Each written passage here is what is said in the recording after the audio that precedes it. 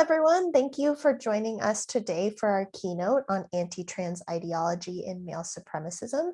This is a keynote for our conference hosted by the Institute for Research on Male Supremacism and the Berkeley Center for Right-Wing Studies. This keynote and the conference are co-sponsored by Political Research Associates, Western State Center, the Southern Poverty Law Center, and the Center for Applied Transgender Studies. My name is Emily Carrion.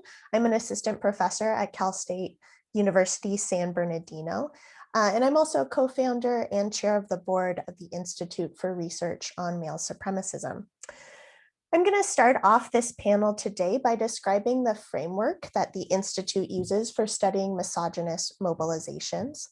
And after this background, you'll hear from what are sure to be important and insightful presentations from each of our panelists, Heron Greensmith, Laurel Westbrook, and Jay Summerall.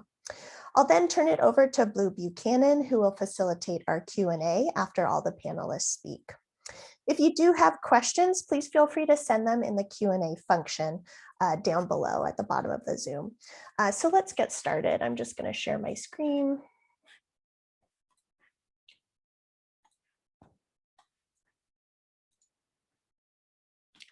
All right. So as I mentioned, I'm going to introduce the framework that the IRMS uses for studying right-wing mobilizations, and that's the framework of male supremacism. I'm going to talk about what we mean when we say male supremacism, and I'll describe what it looks like in some of the groups that we study at the Institute. And throughout, I'm going to describe how anti-trans ideology is embedded within male supremacism. So first off, what is male supremacism?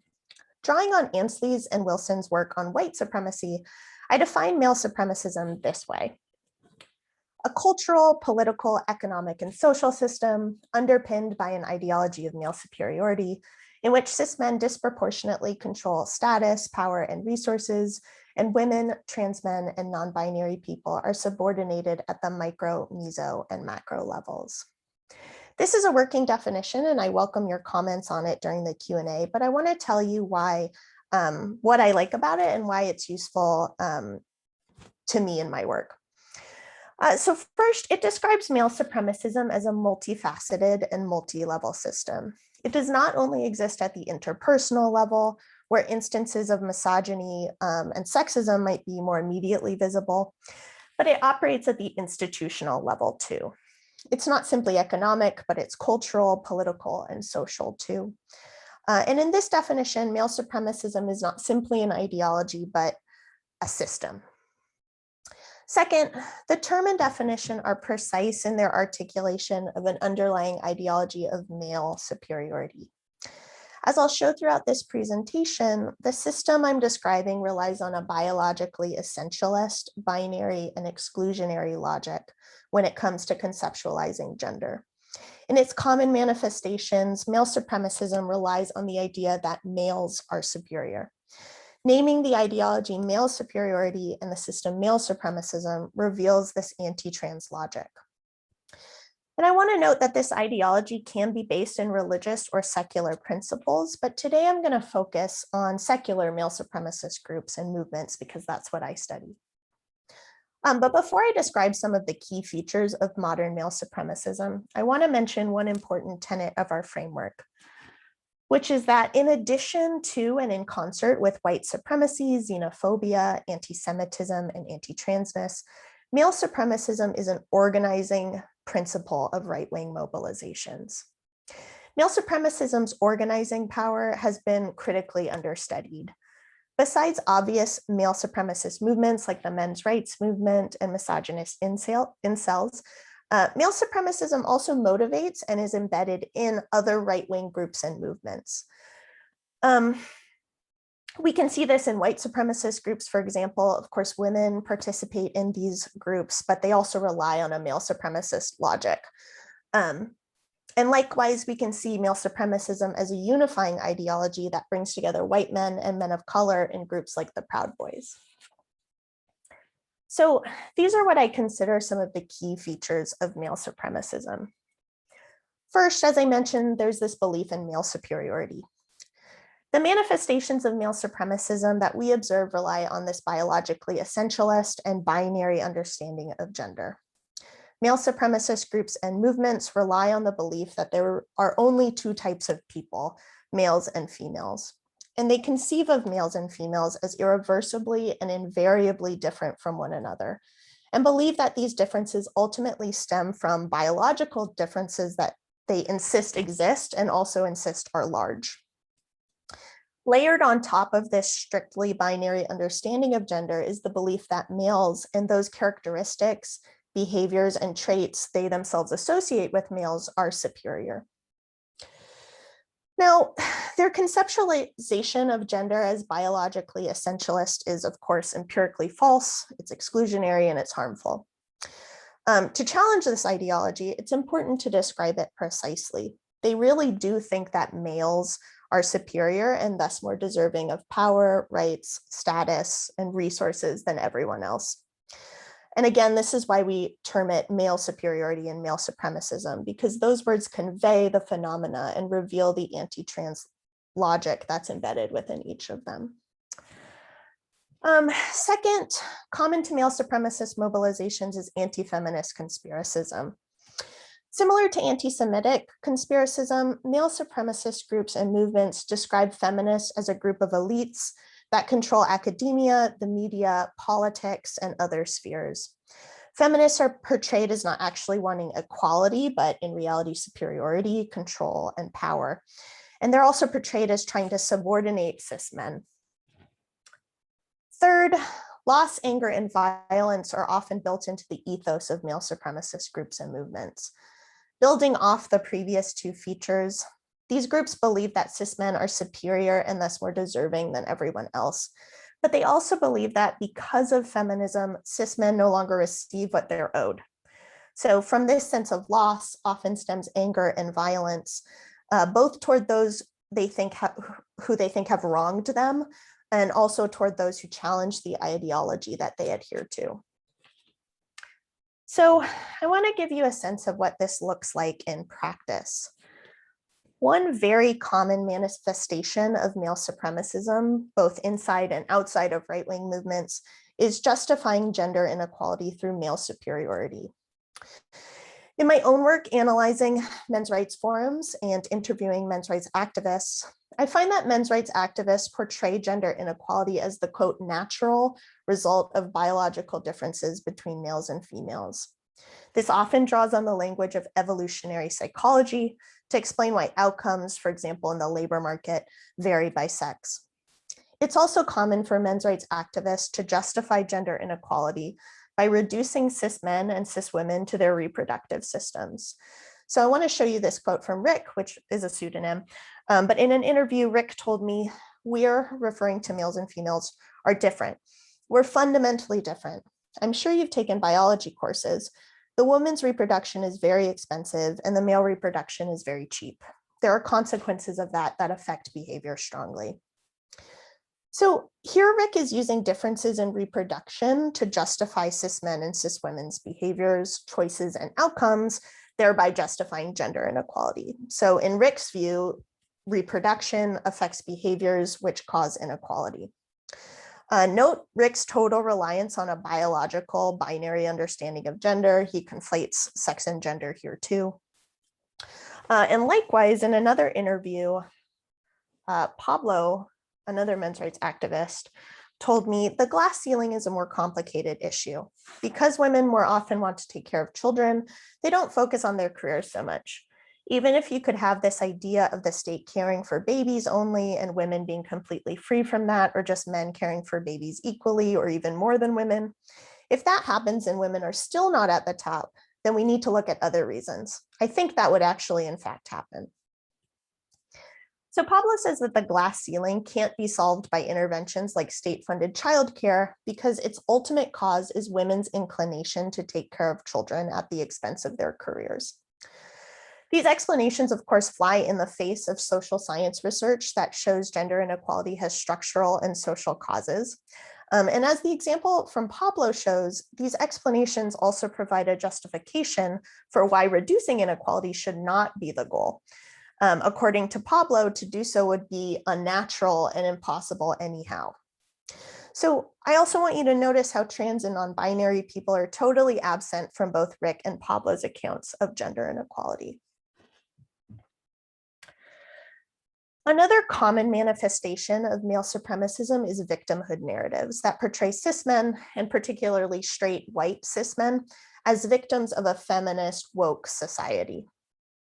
As Burbreyer said of white supremacist groups, victimhood narratives obscure the misogyny of male supremacist groups and movements, whose members, through such narratives, portray themselves as actually wanting equality rather than supremacy. This is a common thread within secular male supremacist groups that describe taking the red pill, a metaphor appropriated from the movie The Matrix that symbolizes realizing and accepting the truth that cis men are oppressed. The red pill locates cis men's so-called oppression in feminism, and thus reflects the anti-feminist conspiracism I talked about earlier. And even more troubling, misogynist incel groups refer to the black pill, an even more nihilistic understanding of their victimhood status as irreversible. As IRMS fellows Megan Kelly, Alex Duranko, and Julia D. Cook noted in their recent report for New America, the black pill is used to justify suicide and mass violence against women, trans men, and non-binary people. Third, contemporary male supremacist groups and movements often mobilize online, where they organize targeted and diffuse harassment campaigns against non-binary people, trans men, women, academics, feminists, and people of color. We probably all know what this looks like, but just to give you a slightly different example, Trot documented how a short film by the razor company Gillette faced a networked, concerted backlash on YouTube. This film challenged men to avoid behaviors associated with what people commonly refer to as toxic masculinity. So things like catcalling, sexual harassment, physical aggression. The video received 1.6 million downvotes, and the negative comments reaffirmed white masculinity's hegemony. Trott finds that critics of the video were funneled there primarily through one male supremacist YouTube influencer. And the critics bemoaned the feminization of the modern man, illustrating how many of these attacks target individuals and beliefs that challenge the gender binary. So by this point, I think you can probably see how anti-transness is embedded within the male supremacist system and ideology. But first, anti-transness is really foundational to male supremacism. This is because, again, male supremacism relies on a biologically essentialist and binary conceptualization of gender. The ideology upon which male supremacism relies erases people who do not fit within the gender binary. And second, the gender logic employed by male supremacist groups and movements motivates and obscures the harm done to trans and non-binary people. On the one hand, the issues faced by trans men are completely ignored by male supremacist groups who claim to be working on behalf of, quote, men and, quote, men's rights. But on the other hand, male supremacism as a system depends both ideologically and materially on the subordination of trans and non-binary people. It accomplishes this domination by justifying gender inequality as natural and unsolvable, and erasing trans and non-binary people. It also motivates and justifies violence toward trans and non-binary people because they challenge the gender binary upon which the system relies. This can manifest in online harassment and doxing and physical violence and in supporting anti-trans laws. So to provide just a few examples, this week I perused the men's rights website, A Voice for Men, and I found several examples of anti-transness. So for one, they recently shared a video criticizing laws that make it so incarcerated trans women are incarcerated in women's prisons. Another video they shared claimed that feminism is allowing trans women to, quote, annihilate women's sports. And then one recent article about a completely different topic, which was a taco stand that had named a taco the dad bod. That article opened by making fun of all gender bathrooms. So I just want to close by briefly discussing why we think the framework of male supremacism is useful. So first, we find this concept useful as a bridge for scholars of right-wing movements who are often familiar with thinking about white supremacism as a motivating principle of right-wing movements. Until recently, studying gender and the right nearly always meant looking at women's participation in those movements. And beyond work on reproductive justice, much less attention has been paid to how gender ideologies motivate the right. And we hope this concept, with its similarities with white supremacism, will push the field to think of how right-wing mobilizations are centrally motivated by male supremacism and gender. And second, naming male supremacism as a system and an ideology allows us to challenge it and its underlying logic. At the Institute, we do public-facing scholarship and engage in collaborations with activists in service of ultimately dismantling male supremacism. By providing what we think is an analytically precise framework for describing it, we can better challenge it. All right, thank you so much. I'm just going to stop sharing my screen. It is now my pleasure to introduce Heron Greensmith. Heron Greensmith is an adjunct professor of law at the Boston University School of Law and the senior research analyst for the LGBTQI Justice at Political Research Associates. At PRA, their work focuses on monitoring and exposing networks, organizations, and leaders who attack justice for LGBT people, particularly for trans, non-binary, and gender non-conforming people. Specifically, they monitor anti-trans feminists, anti-sex work feminists, conversion therapists, and the broader Christian right. Their work can be found in Teen Vogue, The Progressive, In These Times, Truth Out, Rewire News, and other publications. Thank you for joining us, Heron.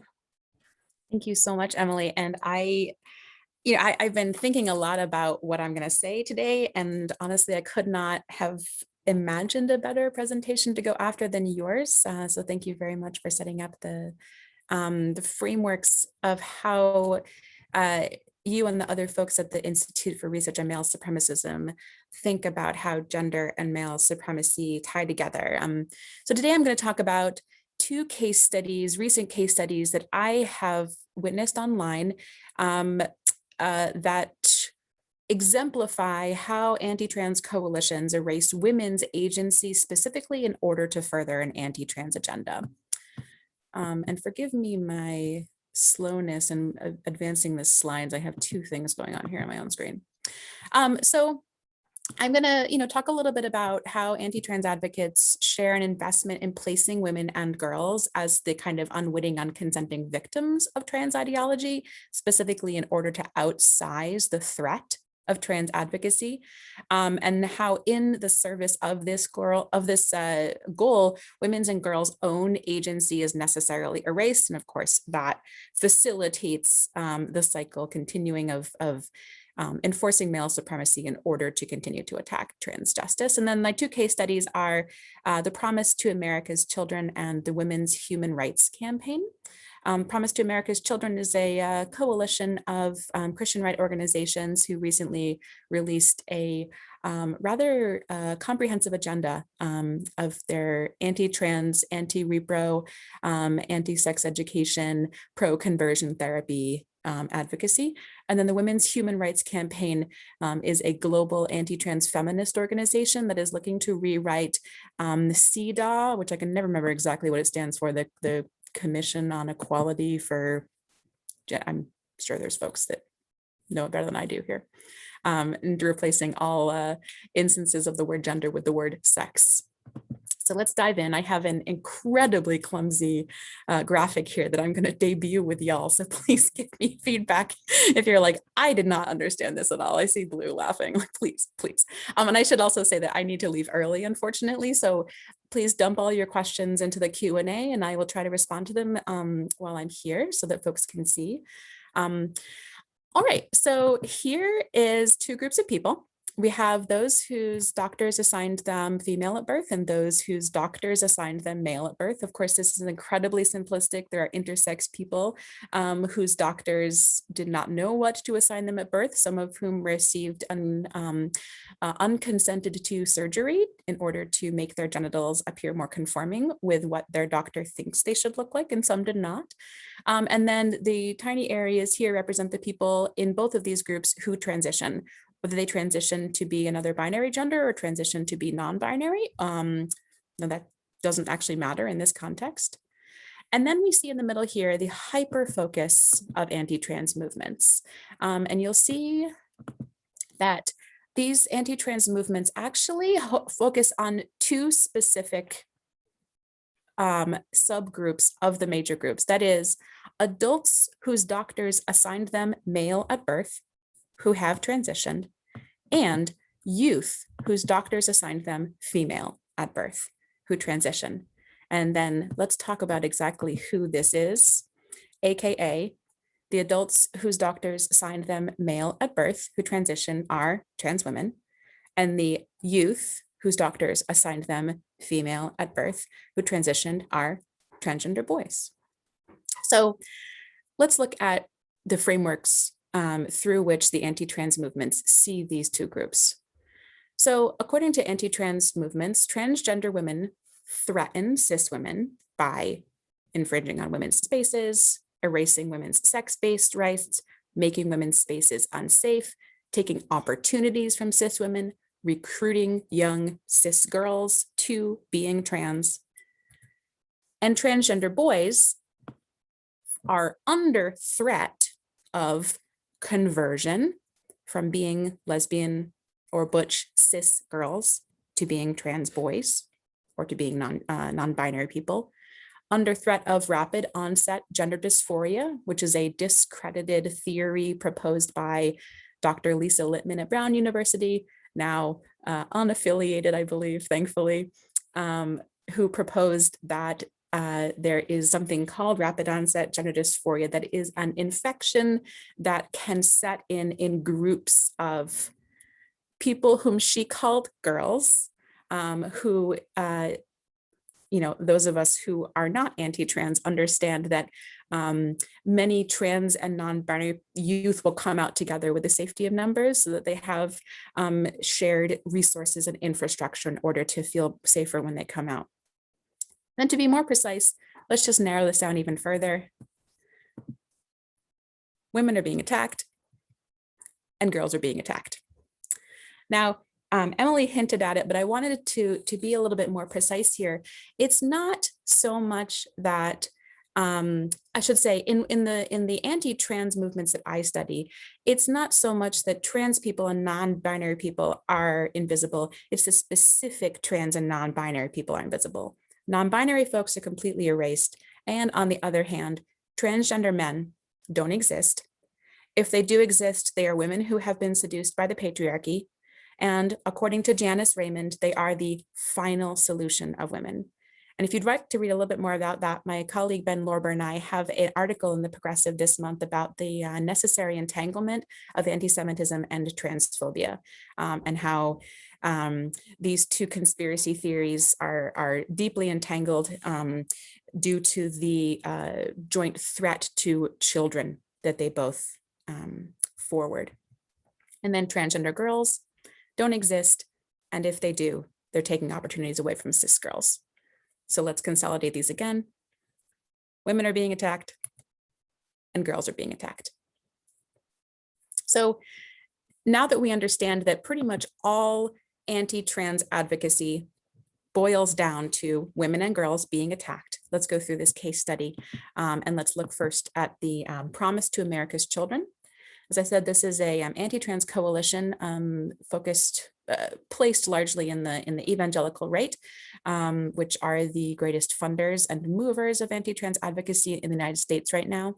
We have three organizations leading this coalition: the Heritage Foundation, which is a evangelical right associated, but I would not call it a parachurch organization, a think tank that produces white papers and panels all focused on conservative ideology.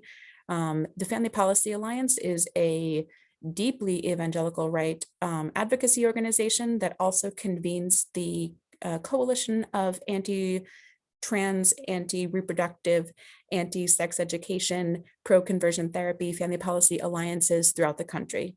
Your state probably has a family policy alliance. And then finally, the Alliance Defending Freedom, I'm sure you know, is the evangelical right litigation group that has been bringing many of the suits, both anti-trans attacking non-discrimination protections in the United States, attacking, supporting the sports bans. Alliance Defending Freedom is defending Idaho in the case in the Ninth Circuit right now, Hecox v. Little, which is rightfully suing Idaho for its anti-trans sports ban.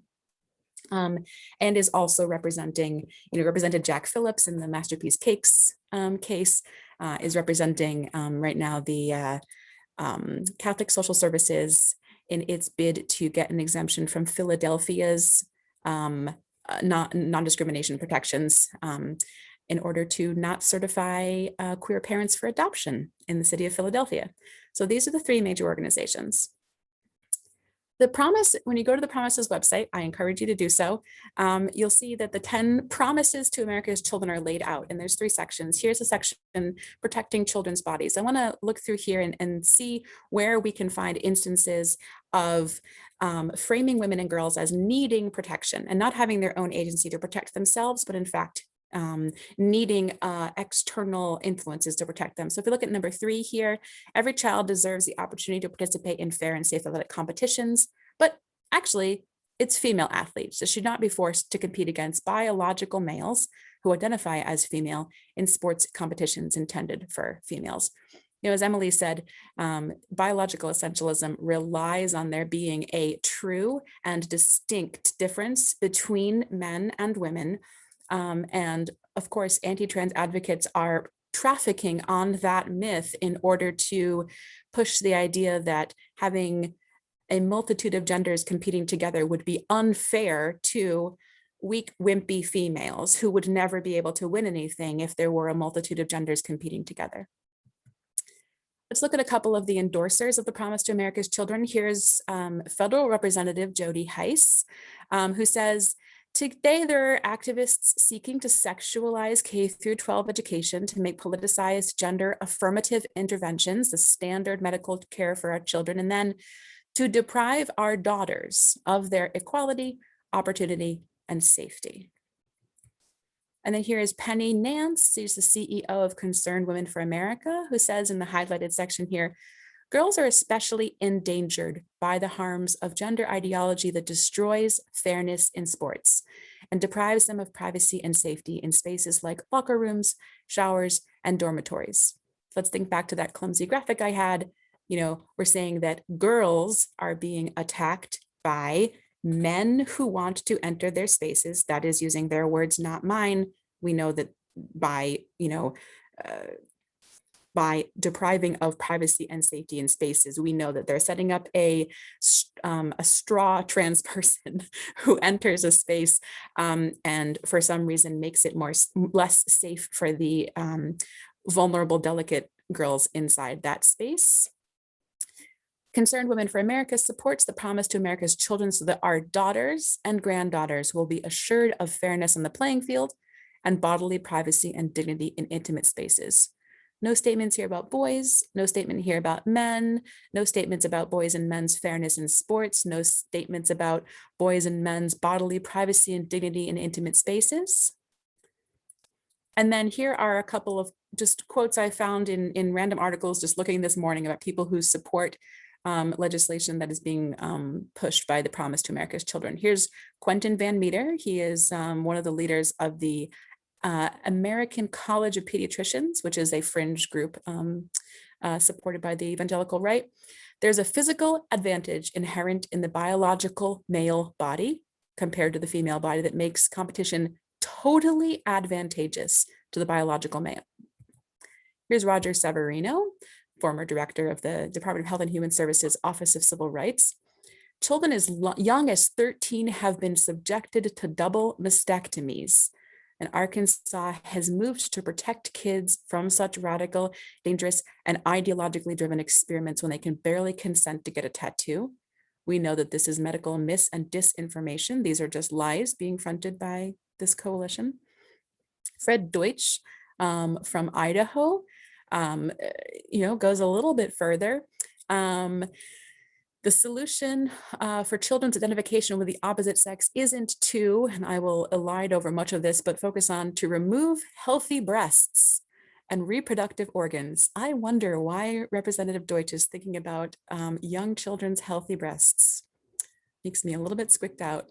And then finally, Representative Krause, let me get their name, make sure I have it right here. Matt Krause from Texas. If we've got a chance for people to get to 18 and make these decisions afterwards, then that's up to them, said Matt Krause, who added that breast removal is a bridge too far. Again, I wonder why Matt Krause is thinking about minors' bodies in the way that he is. And I'm wondering why Matt Krause is so concerned with those minors growing up to have breasts. Let's move on to the second case study. This is the Women's Human Rights Campaign, which, as I mentioned, is a large relatively, they have, I think, 3 staff, international anti-trans feminist organization, now staffed by Kara Dansky, whom you may recognize as formerly being with Women's Liberation Front here in the United States. I attended the Women's Human Rights Campaign panel at the UN Commission on the Status of Women a couple weeks ago in April, at which they read through their entire Declaration of Women's Sex-Based Rights. I'm going to show a couple of slides from that presentation, and I want to just give a content note for some pretty graphic images and rhetoric. As they say in their shortest summary, I mean, I hardly even need to provide slides after this, but we affirm motherhood as an exclusively female status. Of course, this erasing all women who can't or don't want to become parents, women who become parents through other means than, bearing and birthing a child. We affirm women's and girls' rights to physical reproductive integrity, unless those women and girls decide that they are trans people, or unless those women and girls are trans women and girls, in which case, absolutely not. Their physical and reproductive integrity can go right out the window. We affirm their right to opinion and expression, again, the same, unless they're trans women and girls, in which case they have no opinions and no freedom of expression at all. We affirm their rights to play fair in sports, again, unless they're trans. And we affirm the need to end violence against women and girls, again, unless those women and girls are trans, in which case, absolutely not. They can be violenced against as much as possible. This is Dr., let me get her name right and her affiliation. Dr. Gunda Schumann. She's a lawyer, a sociologist, and an activist in Germany.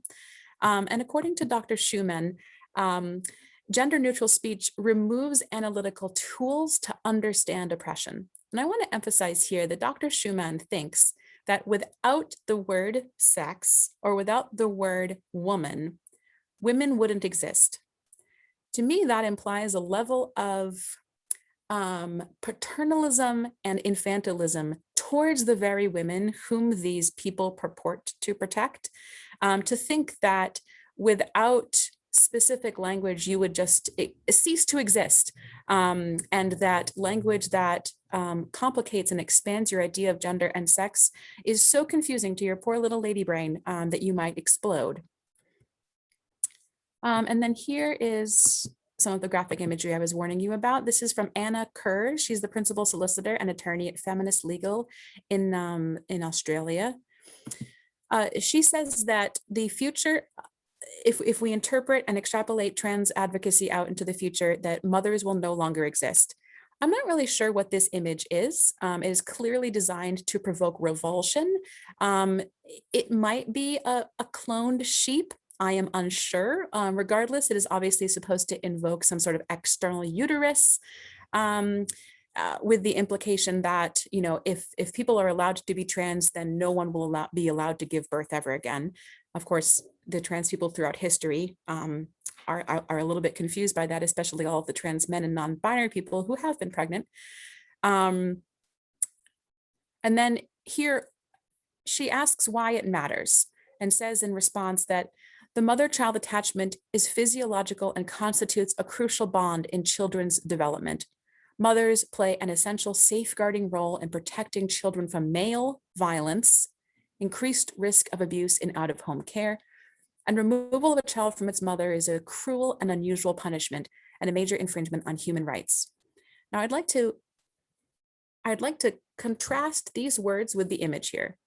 This is an image of someone who was removed at the border from their parents. I can't confirm that. It just clearly looks like that's what's going on here. It's dark. This is, not a white person. This child is crying. What I see through this contrast is an advocacy community that is so intent on outsizing its threat that it completely is blind to the threats to the actual people whom they're talking about, so blind that they can take images from actual threats, authoritarianism, racism, anti-migrant sentiment, cruelty to families, and wield them to outsize the threat that trans people pose to the women, to the mothers whom they're so concerned about. When there are women and there are mothers who are truly struggling and are being, right now we have women and mothers whose children are being murdered in Palestine, for example, to misrepresent and mislocate the actual threat to mothers, to parents, and to children all over the world is completely typical for these anti-trans groups that I have been monitoring lately.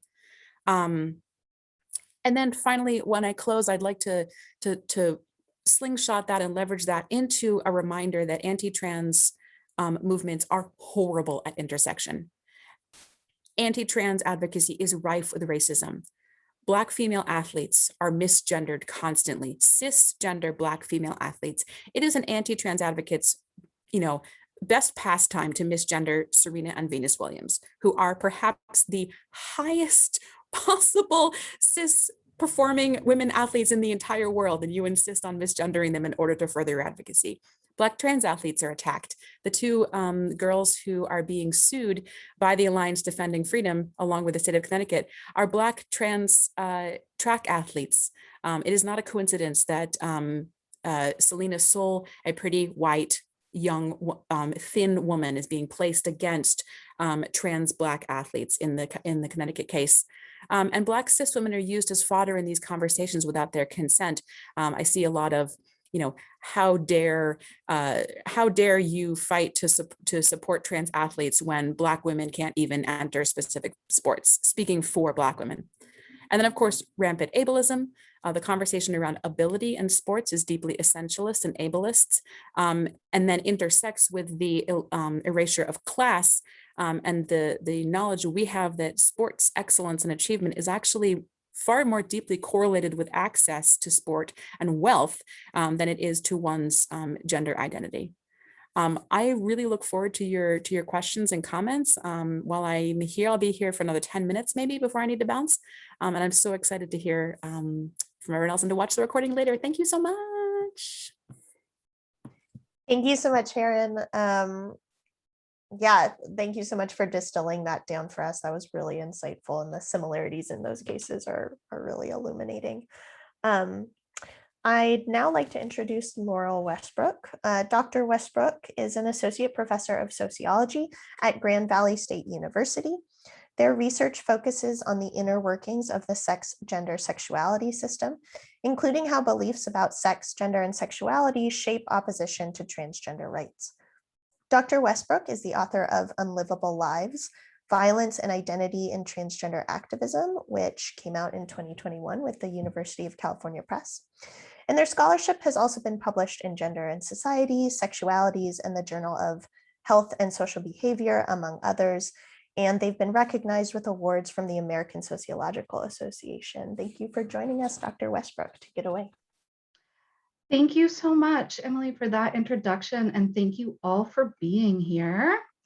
Not surprisingly, there's going to be some overlap with what I present today and the presentations from Heron and Emily, although the findings I'm presenting are focused on mainstream discourses in terms of anti-trans policies, as opposed to those discourses coming explicitly from anti-trans organizations. So in the last 10 years, there's been a dramatic increase in acceptance of transgender people in the United States, as well as a substantial backlash against transgender rights. With the ousting of former President Trump and the election of current President Joe Biden, this backlash has reached a head. In the first 4 months of 2021 alone, more than 100 bills opposing trans rights were introduced in 33 states. As such, we must ask, where does this opposition come from? And partially, this opposition stems from the need for some sort of political boogie monster that would mobilize voters to come to the polls for Republicans. Historically, Republicans have mobilized voters by pointing to threats to white, middle-class, cisgender, heterosexual women and children posed by communists, people of color, immigrants, feminists, and gay men and lesbians. Transgender people have recently joined this distinguished list of supposed monstrous menaces to society due to particular beliefs about sex, gender, and sexuality. And it's those beliefs that I'll talk about today. The arguments I will be presenting are based in part on findings from a collaborative research project with Kristen Schilt, and the results of which have been published in Gender Society, Contexts, and Exploring Masculinities. And those articles are based on textual analysis of news articles about transgender rights policies and anti-transgender rights policies. And in case you're interested, I'll drop, whoops, that doubled up. Treat that as there should only be 4 links there. I apologize. So I'm dropping the links of those publications into the chat. So much of the literature on transgender discrimination attributes it to cisgender people responding negatively to people breaking gender norms. This is definitely playing a part. However, our research reveals an additional explanation. Central to the opposition to transgender rights is some cisgender people's fear of transgender people as potential sexual or physical threats. So it's not just about breaking gender norms, it's about these threats that have popped up repeatedly in the presentation so far today. So notably, cisgender people do not attribute threats to transgender people equally. Instead, it's transgender women and girls who are seen as threatening, particularly to cisgender women and girls. So under the guise of protecting women, critics reproduce ideas about their weakness. They depict males as assailants, and they work to deny the rights of transgender people. Moreover, they suggest that there should be a hierarchy of rights in which cisgender women and girls are more deserving of protections than transgender people. Bills designed to restrict transgender rights usually focus on removing anti-discrimination laws, removing policies that would allow for changes to sex markers on documents without genital surgery, and denying transgender people the right to utilize sex-segregated spaces that match their gender, including restrooms, locker rooms, and sports teams. Recently, these bills have also included prohibitions on transgender children accessing sex-segregated spaces that match their gender, as well as restrictions on providing gender-affirming healthcare for minors, something that Heron just talked about. Although these bills do not specify which transgender people they're targeting, the discourse around them focuses almost exclusively on transgender women and girls. Opponents to transgender rights almost never mention transgender men or boys. Why? Well, our current sex, gender, sexuality system rests on a series of cultural assumptions that there are only 2 sexes, sex and gender are assumed to match, heterosexuality is the norm, and men and women are thought to have innately opposite physical bodies. In this dimorphic imaginary, men have what I term an invincible subjecthood, in which they're seen as physically dangerous, but not physically in danger. As such, they're seen as able to ward off physical threats from other men, and women and children are unable to physically harm them. In this masculinity duality, men are both protector and predator. The superhero that looks after women, but also the caveman with a biological propensity for heterosexual rape and the physical ability to dominate any woman or girl they encounter. By contrast, women and girls are vested with what I term a vulnerable subjecthood, meaning that they're seen as inherently weak and unable to protect themselves. In the cultural narrative of this innate vulnerability, women and girls are always at risk from dangerous men and boys, a risk that is warded off only through protection from other men. And these beliefs both reflect and foster gender inequality. Within the opposition to transgender rights, transgender women and girls are portrayed as inherently male, and thus more like cisgender men than cisgender women. As such, they're seen as able to sexually assault and physically dominate cisgender women and girls because they are seen both as physically superior and innately wired to seek out sex at all times.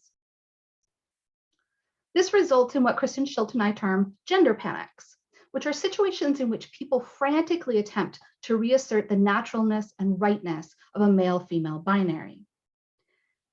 Situations and spaces that gain their legitimacy from gender difference, such as sex-segregated spaces, are often sites of these panics. Transgender women and girls are widely assumed by cisgender people to have penises and are seen as physically and sexually threatening in a way that transgender men, who are often imagined to not have a real penis, are not. And a note on language here. When I refer to transgender women and girls as having penises and biologically male, I'm referencing how cis opponents frame their negative reactions to trans inclusion.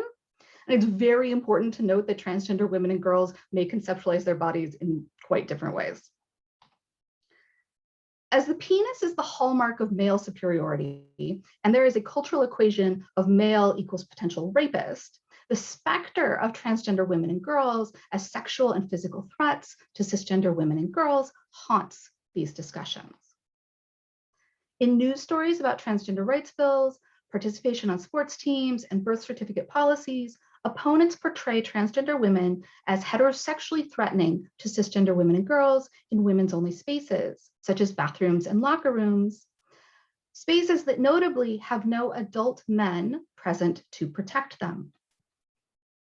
Cisgender opponents imagine scenarios in which transgender women use their feminine appearance to gain access to women-only spaces, and then use their innate male strength and penis to overpower and rape cisgender women and girls. Similarly, in sports contexts, there's an assumption that because of their innate maleness, transgender women and girls will easily be able to outperform cisgender women and girls. And for this narrative to work, one must believe in women and girls' inherent weakness. Transgender women can only be seen as threatening if one believes that cisgender women are weaker than quote unquote biological males. Because cisgender women and girls are seen as incapable of protecting themselves from these threats, defenders of women and girls turn to policies to protect them. Thus, because of the beliefs that men are sexual predators, all bodies labeled male at birth are superior to female bodies, and women are weak, transgender people, particularly transgender women, are denied rights. These processes result in the reproduction of gender inequality. By contrast, transgender men and boys are almost never portrayed as sexually or physically threatening to anyone.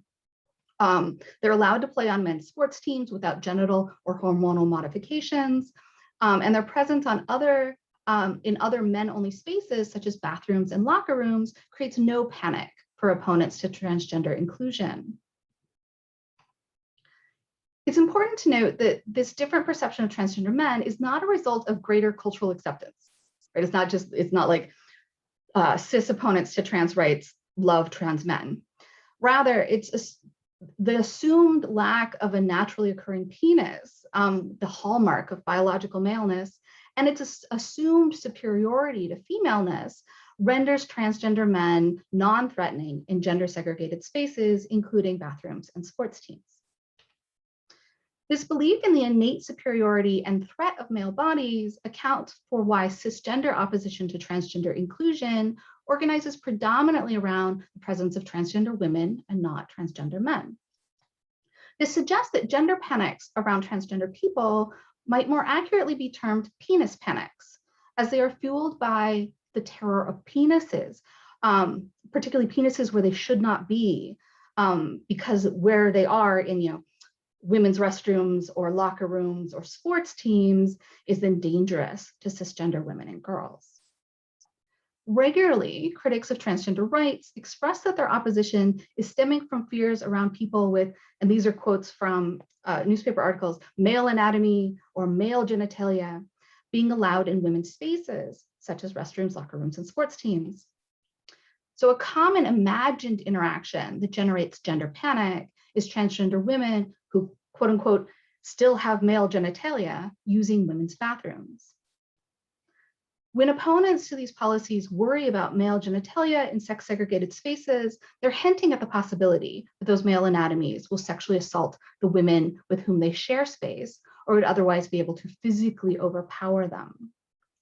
For example, one opponent to transgender rights legislation pointed to what they termed personal safety, saying that many communal spaces, and here's a quote, many communal spaces like prison cells and public bathrooms are segregated by sex to protect women who are generally physically weaker than men from assault or rape, end quote.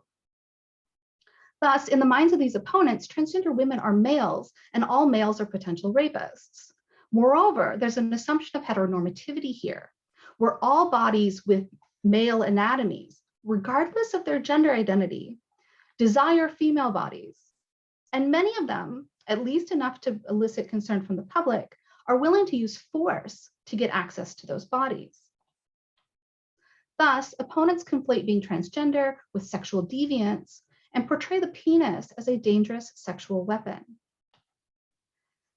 If women are inherently unable to protect themselves, and men, or more specifically penises, are inherently dangerous, the presence of a penis in women's space becomes terrifying because there's no other men there to protect the women.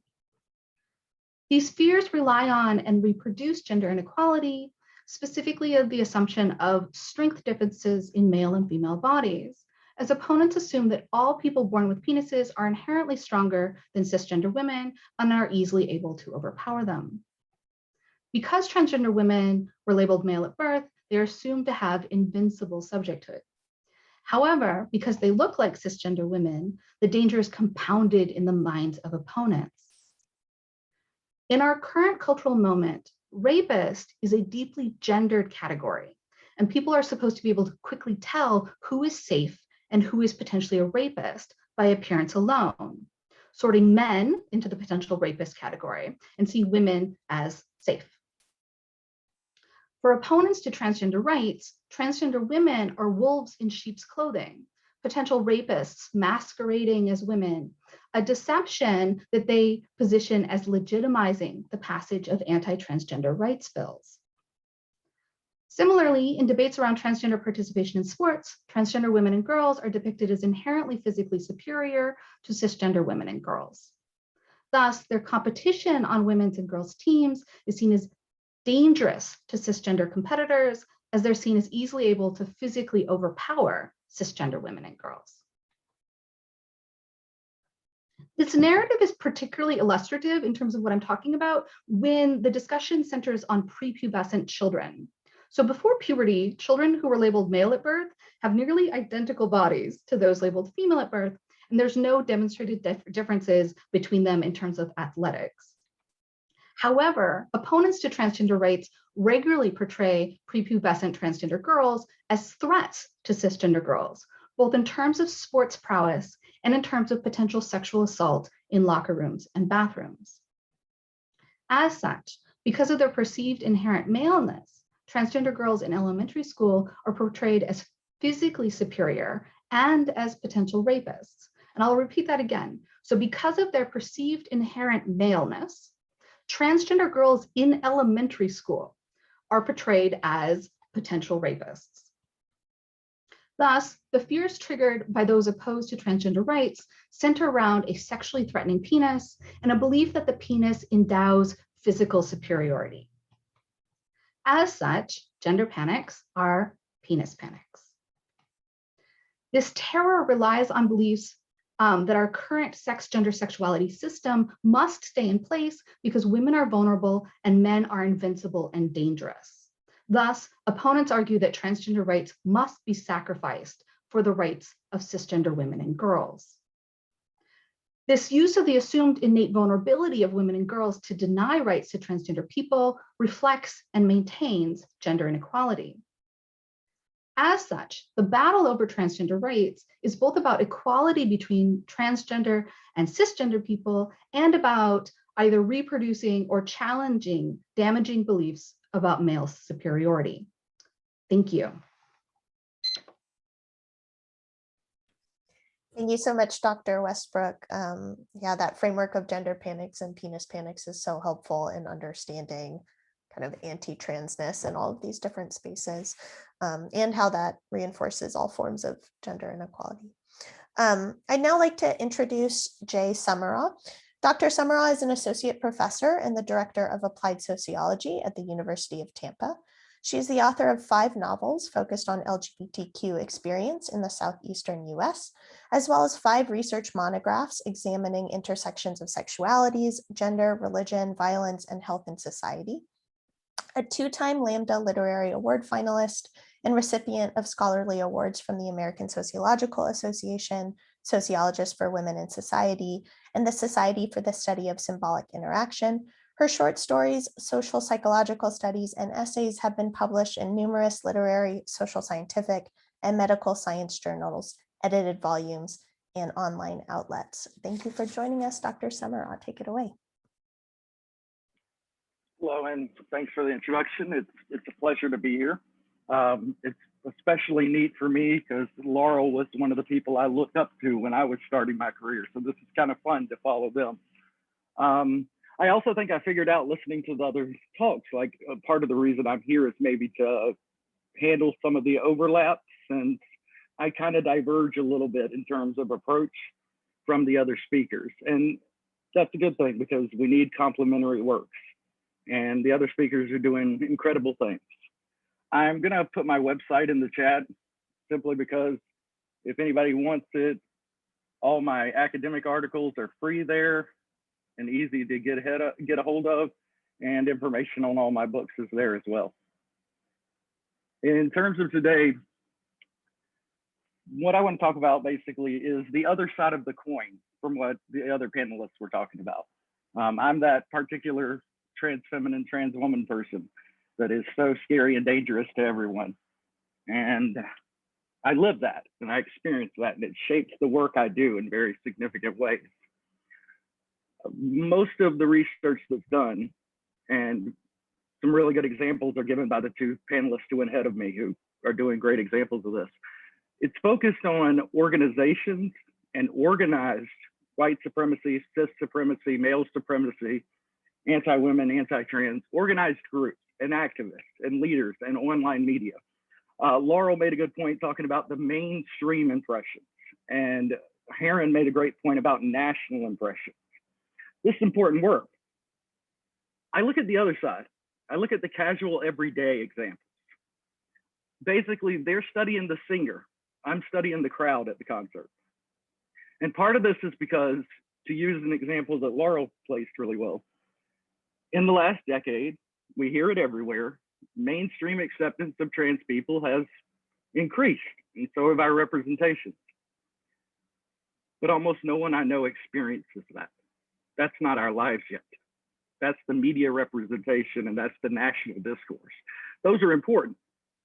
But I still can't go to a sociology conference without meeting the security guards within the first day, much less anywhere else. Can't go to college campuses without being stopped. I have to be very careful about what I wear. I'm glad that at least for a little while longer, I can still grow a beard for when I go out in rural areas and help people get healthcare. Because I know when I don't, I'm gonna have at least one physical altercation. It's just the way it works. and I'm used to it. It's a part of life. But it also falls through the cracks of the mainstream and larger national discourses.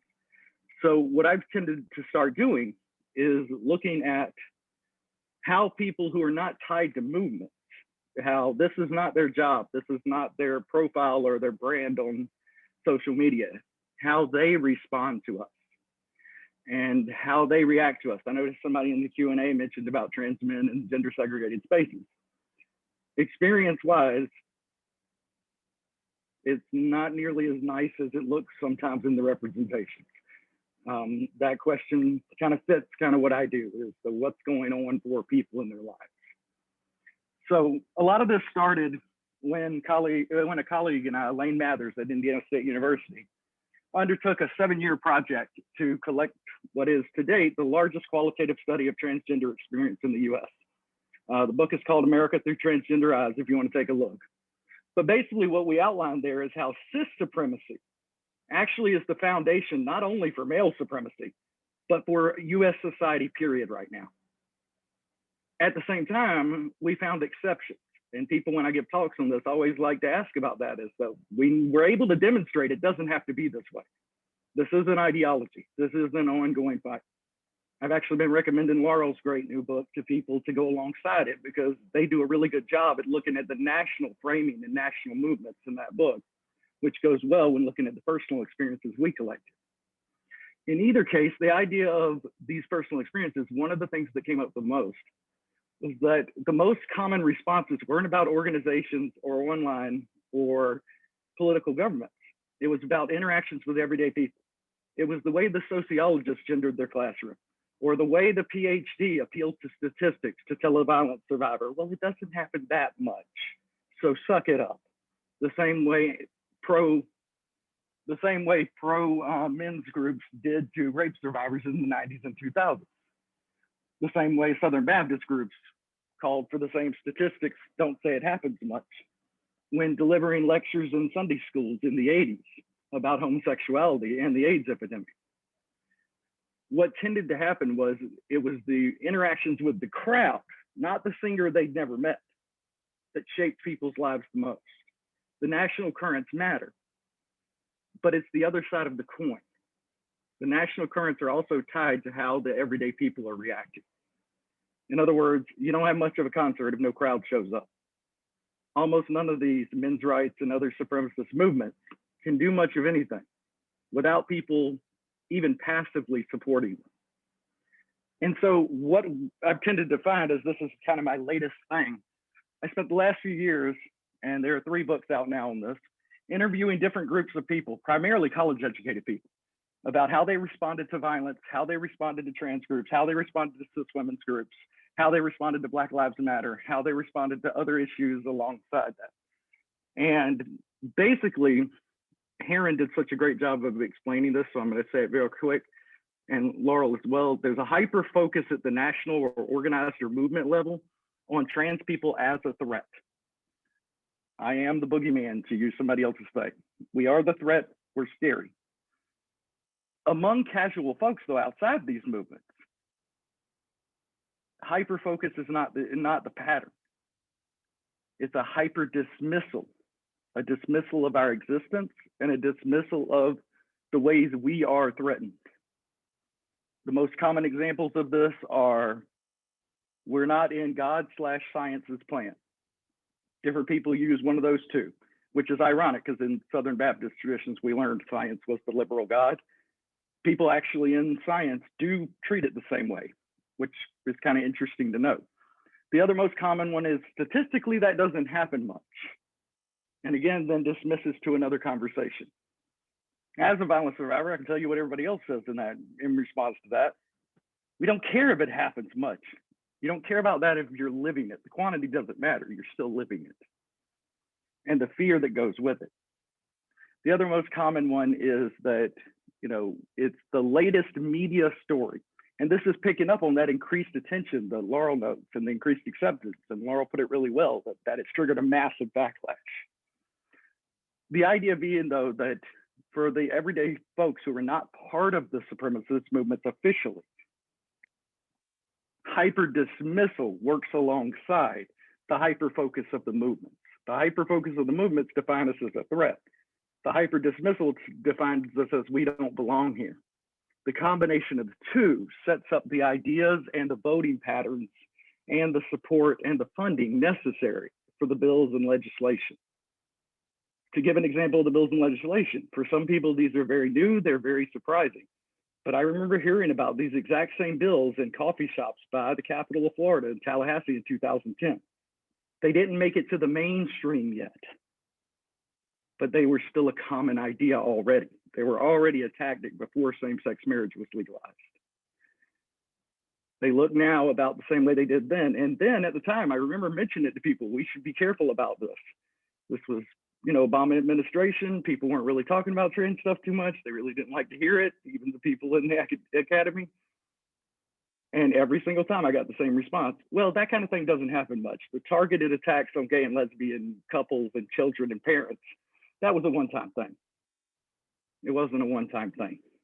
That belief that it is allows people to avoid it, to feel more comfortable.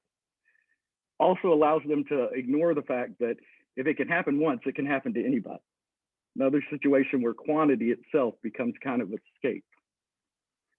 In any case, looking at how people talk, there are also interesting patterns to note. And this gets into what Heron noted about intersectionality really well. It also gets into what Laurel noted really well about the ways sex, gender, and sexuality combine. I'll take just one example of one of the most common phrases. One of the most common phrases is, statistically, that doesn't happen much. I remember first hearing that phrase when I was in a Sunday school class in the early 1980s. That's what they told us about homosexuality. Statistically, it doesn't happen much. Don't talk about it. In the 1990s, I remember hearing that about the police killings of Black people, Rodney King and others throughout the early 90s. That doesn't happen much statistically, so don't talk about it.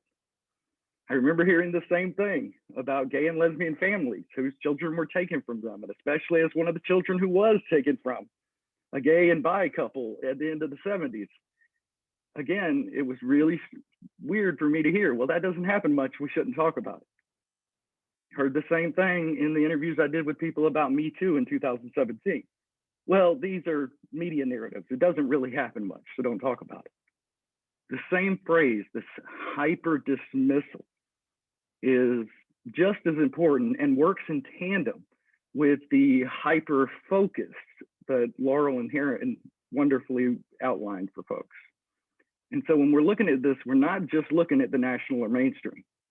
There's also all the pockets in between and all the places in between.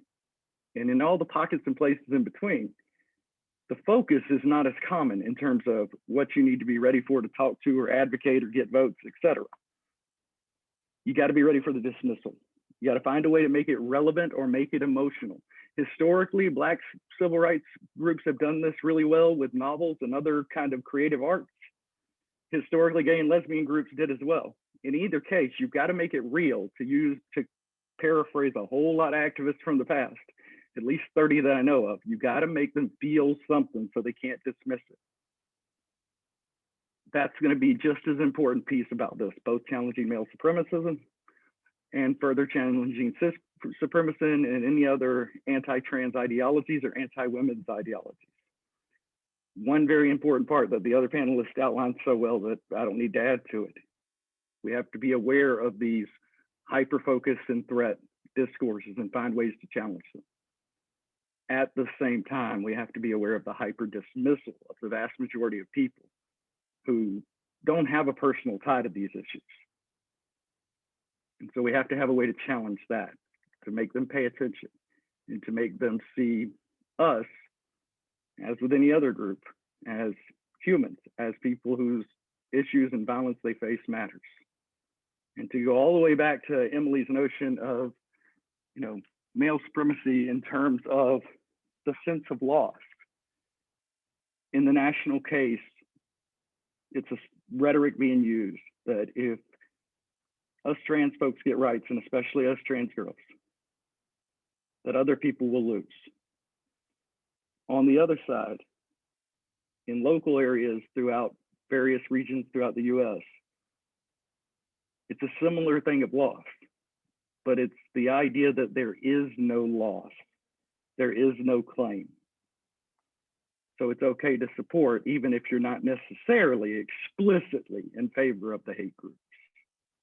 And in both cases, that loss that Emily noted that kind of fuels these movements, it has to be addressed, but it has to be addressed both in the way that it's framed nationally and in the way that it's framed locally and regionally.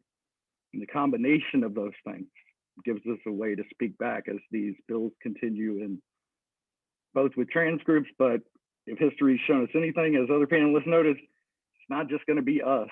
The next group will be right there soon. And there's other groups getting hit the same way right now, because these things are all connected and all tied to each other. And I think that's all I'll say for now. But please, people, feel free to reach out anytime, anyway, and I'm happy to chat and or make fun of myself or whatever helps people out. And thanks. Thank you so much, Dr. Summerall. I really appreciate how you're bringing in lived experience and talking about the importance of lived experience to activism and organizing, and also reminding us that anti-trans organizing is not extreme or anomalous, right? It's really reflective of what's going on with everyday people. I'm now going to hand it over to Blue Buchanan, who will moderate our Q&A. Blue is a PhD candidate in the Department of Sociology at the University of California, Davis, and a university fellow at the University of North Carolina, Asheville. They're a co-author of the chapter We Major, Black Trans Feminism Fights Back in Black Feminist Sociology, Perspectives and Praxis, which is forthcoming from Routledge, and the recipient of the California Humanities Quick Grant to collect the oral histories of Black trans people in California and beyond. Their research focuses broadly on the role of violence in everyday life, which informs their twin research trajectories, studying whiteness and masculinity as projects shaping intracommunal violence in the LGBT community, and the practices and habits Black trans folks develop to resist and decenter violence in their everyday lives. Thanks for joining us, Blue. Take it away. Awesome. Thank you so much, Emily, for that great introduction. I have so many notes that I was taking as y'all were talking, so I'm trying to like bring it all together here. So first, I'm going to just pose maybe one or two questions that came up for me as y'all were talking, and then we're going to dive in to the Q&A questions we've got on our plate.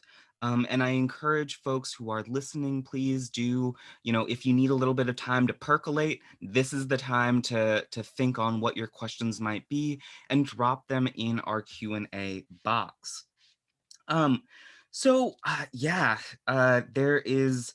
so much to sort of unpack. I wanted perhaps to pose to y'all, if you could maybe expand on or draw some connections around racialization and Blackness in particular in the United States, and the arguments that are being laid out here. As Emily sort of pointed out, one of the things about defining male supremacism is hoping to get at a similar analytical rigor as talking about white supremacy.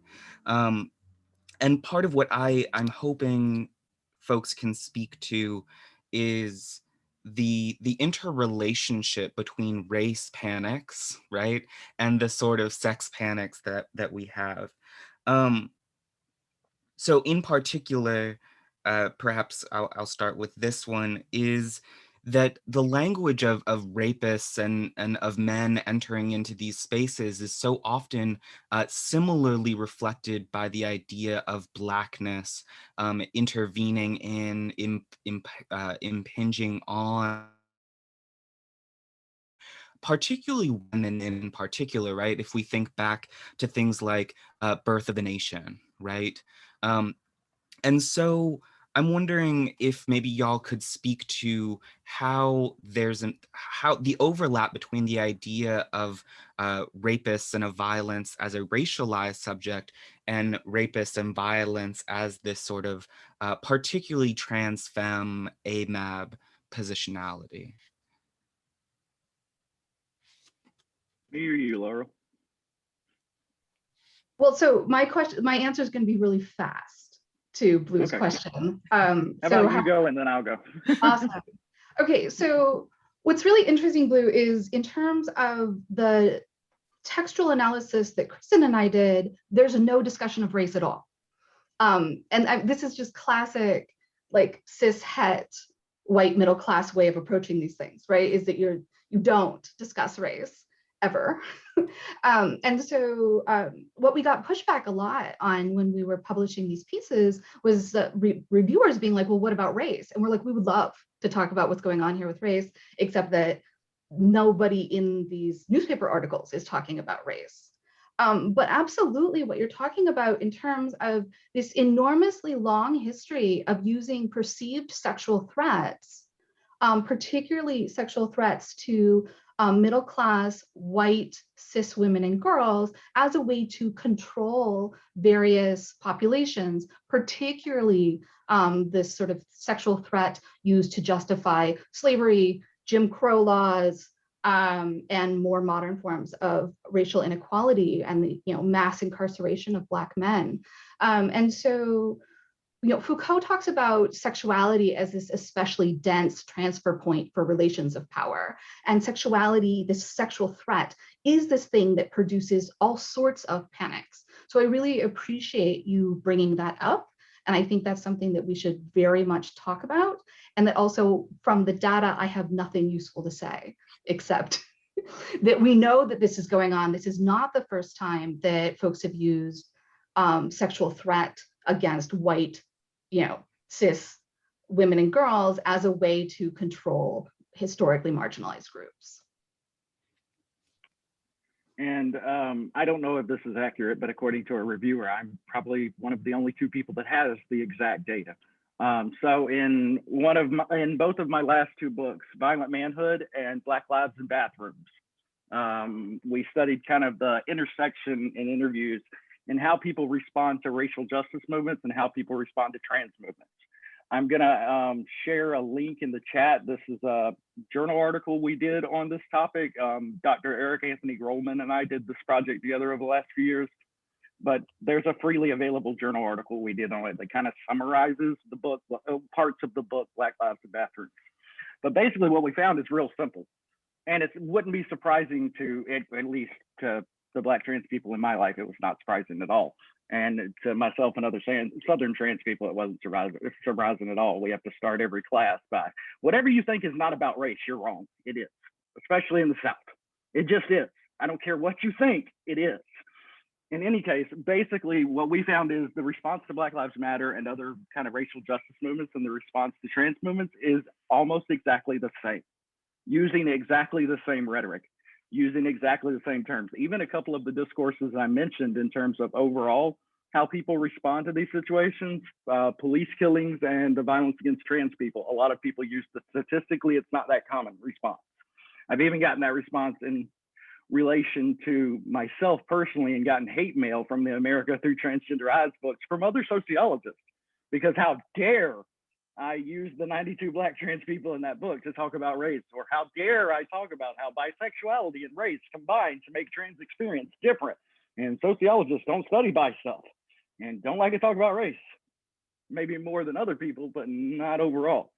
In either case, what we basically find is these are, honestly, to paraphrase the folks who did disclosure, these are deeply intertwined, not only in terms of their history and the media, or even in the whitewashing that Laurel notes that I've seen also in a lot of kind of media coverage.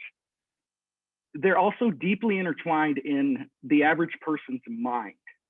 And in both of those studies, these are college-educated cisgender women and men. And so there's no within cisgender gender difference.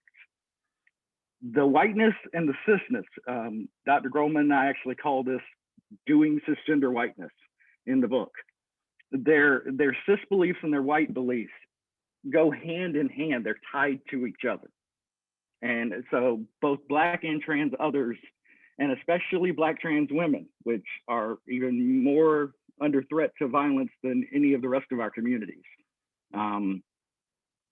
they are framed all the way from explicitly as predators to even in more implicit terms as naturally kind of more unusual or strange and throughout. And the responses to kind of both movement groups are almost identical at times. And so that's the kind of short answer from the data.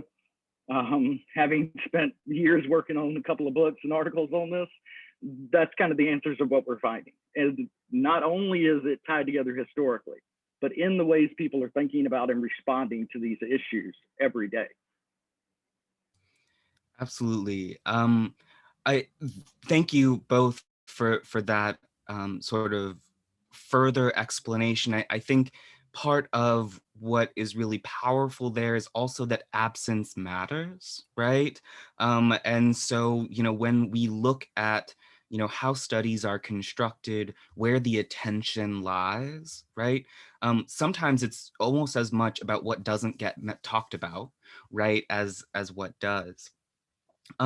For folks who are interested in that particular subject around trans folks and whiteness and white supremacy, I do suggest taking a look at C. Riley Snorton's Black on Both Sides, A Racial History of Trans Identity. It's a great sort of introduction to how things like sex and gender were considered unstable among non-white people, right? And so the idea that transness is distinct from cisness is in many ways connected to projects of whiteness and the naturalization of certain bodies. I was wondering, sort of in my second question, and I think that this builds off of, Jay, some of what you're talking about as well, with what you're talking about, Laurel. Is the everyday aspects of violence. So a lot of our focus right now in this panel has been about anti-trans ideology writ large. And I'd like to bring us down to what that means. For example, the disproportionately Black trans women who die in the United States. So it's great to talk about ideology writ large, but let's get down to the nitty gritty, right? And I think part of this builds off of, Jay, what you were talking about with the idea that Black women in particular are often seen as deceptive, right? Are often seen as not disclosing properly, right? And so I'm just wondering if either of y'all can, or as well, Emily, if you would like to weigh in, why is it that the focus recently has been on these anti-trans bills? Is that a product of, say, whiteness? Is that missing what's going on in terms of the anti-trans ideology happening right there on the ground between the girls and the folks who attack them? I think Does one that make sense? I'm also happy to rephrase if necessary. No, it makes sense. I think one aspect of this is comfort. Talking about violence, period, makes people very uncomfortable. One thing I can tell you as a violent survivor is I'm well aware it can happen to anyone at any time. And that is, to use the phrase from the old Romantic poets, that staring into the abyss if you're aware that it can happen to anyone at any time. So people do everything they possibly can to avoid thinking about it. And that's not good people, bad people. That's just something we see among people a lot in social psychological studies. So that's part of it. So other issues to focus on tend to gain more attention. So that's one. And then another thing is that race plays a massive role in it. The issues that tend to hit racial minority groups within and beyond the transgender populations tend to get less attention. You get much less attention on the South, where so many of these people are. You get much less attention on education for all, which would help these groups, anti-poverty movements. Even the healthcare things have only recently come. Black trans women were screaming about that 15 years ago when I was in college. We were having protests and things like that. So there's also again, what we say at the beginning of every class, if you don't think it's about race, it is on some level. Then there's another aspect of this. There's a history here. My birth dad and his husband, talk about how when they were in New York in the 80s, You looked for anything possible you could talk about except AIDS. And it didn't matter how many or how few of your friends were dropping. You tried not to talk about it. You tried to talk about families you would have, or someday getting married, or anything else. And for their generation, it was not hard for those things to become kind of the top things they talked about. It meant they didn't have to talk about race as much. It meant they didn't have to talk about bisexualities and non-monogamies. It meant they didn't have to talk as much about trans groups. It meant they didn't have to talk about AIDS. It gave them something that felt like a more comfortable thing, but given that to the mainstream, it then took off and got more attention, because that's where the money is, and that's where the support is. I mean, even in, Laurel and I and you and Emily, we all do work within sociology, whether that's our only place. Look at sociology trans studies right now. 90% about trans men, or about trans kids, or cis people who had relationships with or raised trans people. It's almost entirely as if the religious right wrote our research agenda. Love it or hate it, those are the topics that get the most clicks. Those are the topics that get the most attention. They're the topics people are most comfortable with.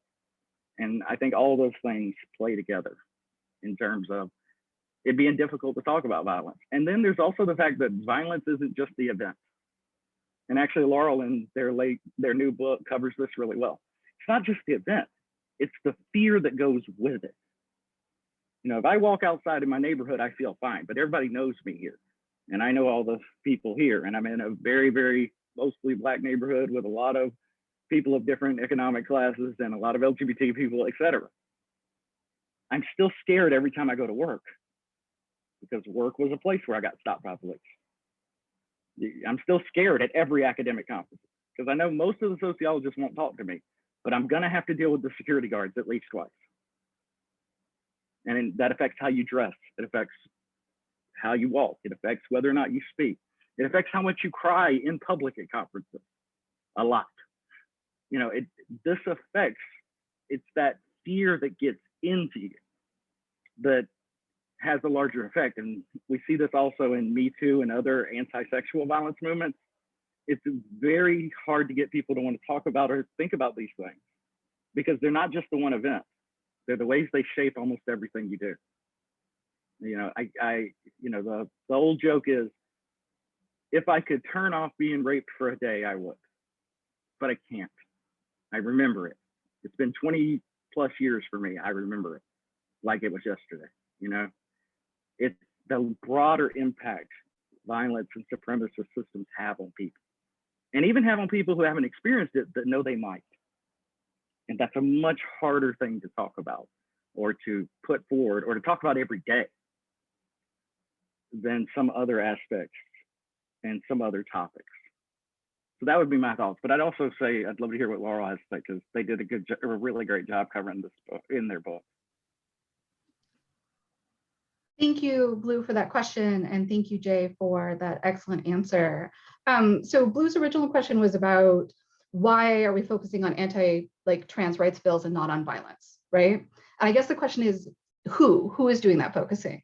And I think it's different in terms of, if we're looking at sort of everyday discussions around trans rights, there's a lot of discussion of violence. If we're looking at mainstream trans rights organizations right now, there's definitely been a reduction in discussions of violence. As I argue in my book that Jay so nicely plugged, this is because we passed transgender inclusive hate crime legislation in 2009. So transgender rights groups were incredibly focused on violence starting in 1995, a little bit in 94. So this sort of uprising in 94. Before that, trans rights groups were not talking about violence very much. They were talking about access to healthcare. Then a shift to talking about violence, and a heavy focus on violence from 1994 to 2009, where they accomplished the main goal, which was inclusion of trans people in hate crime legislation. And then you see a mainstream trans rights organization discussion of violence drop off after that. We don't see violence drop off after that, though. And the reason is that hate crime legislation doesn't stop violence, particularly homicide, which is what Blue asked about, right? So when folks are fighting for hate crime legislation, as I argue in the book, they focus on homicides, because homicides are the biggest, scariest thing that could happen. Homicides are also the least common form of violence against trans people. Lots of trans people experience violence that is not fatal, and that is not what we're discussing on a national stage, because you want to get attention for your cause. How do you get attention? You talk about homicides. But because transgender rights activists push this idea of any trans person can be murdered at any time, and I would argue that is not true. They're just greatly disproportionate risks in terms of violence, and I'll talk about that in a second. But transgender rights groups have pushed like any trans person can be murdered at any time. If you have this like everyone's at risk, then you have a one-size-fits-all solution, and that's hate crime legislation. The reason why hate crime legislation doesn't work is because murder is already illegal. And that doesn't stop people from murdering people. So making it more illegal with hate crime legislation will not stop murders. Hate crime legislation can be useful in terms of added resources for investigations, et cetera, but that's still an after the fact solution. That's catching a perpetrator. At that point, someone is already dead. So the actual solutions to violence is not what mainstream activist organizations have been focusing on, which would be reducing poverty. As I was saying, like, it's not that all trans folks are at equal risk of murder at all times. Disproportionately, it is Black trans women who are at high risks for homicide. By contrast, like white trans men are very unlikely to be murdered in the United States. And the data I'm talking about is very US specific. Just want to acknowledge that. So if you actually want to reduce violence, you need to reduce poverty. And how do you do that? You address the safety net that has been threatened for Black trans women in terms of discrimination in schools, family rejection, discrimination in the workplace, et cetera. And the way to address those forms of discrimination is not to make it illegal. Making workplace discrimination illegal doesn't reduce workplace discrimination. What we know in terms of making it illegal for, in terms of older folks and people with disabilities, is that actually then companies started hiring those groups less often than they were hiring them before, because they were afraid that if they hired them, they wouldn't be able to then fire them later because it was illegal. So stuff like prohibiting transgender workplace discrimination can actually reduce transgender employment. What we know from the data actually works is incentives. If you give companies incentives for hiring particular groups of people, shockingly, they hire those groups of people. So if you give companies incentive, like if we want to spend money on something, incentivize the hiring of Black trans women. Also, looking at the homicide data, a number of trans women who are murdered while engaging in sex work. Why are they engaging in sex work? Sometimes because they want to, and it's fun. Sometimes because they want access to body modifications that are very expensive. Sometimes because of workplace discrimination where they can't access legal forms of employment.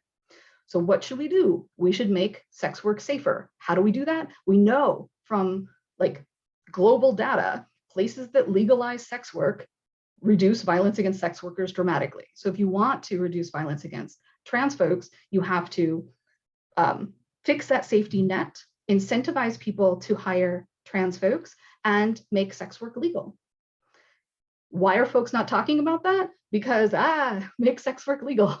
Like that makes people very scared. And because the things I'm talking about aren't easy. It's easy to say hatred is illegal. It's easy to say discrimination against people in the workplace is illegal. That's you just slap a bill up there, you get to sign it, people are very excited for you. Doing the actual work to address poverty, that trans folks face in the United States, that's hard. We're not doing a good job solving poverty in the US. That means actual work, and that's why we're not talking about it, I think. Yeah, thank you both for that response. I think that actually leads us well into our questions. And I just wanted to note that something that both of y'all really spoke to is that the answers to many of these questions are deeply tied up in other aspects of right-wing ideology, right? So like poor people deserve to be poor, like poverty is a deserved status. and also structured ignorance. I wanted to just throw out that one of the things that Jay talked about is not just the hypervisibility, but also the sort of dismissal, right? The austerity that goes on in our political thinking.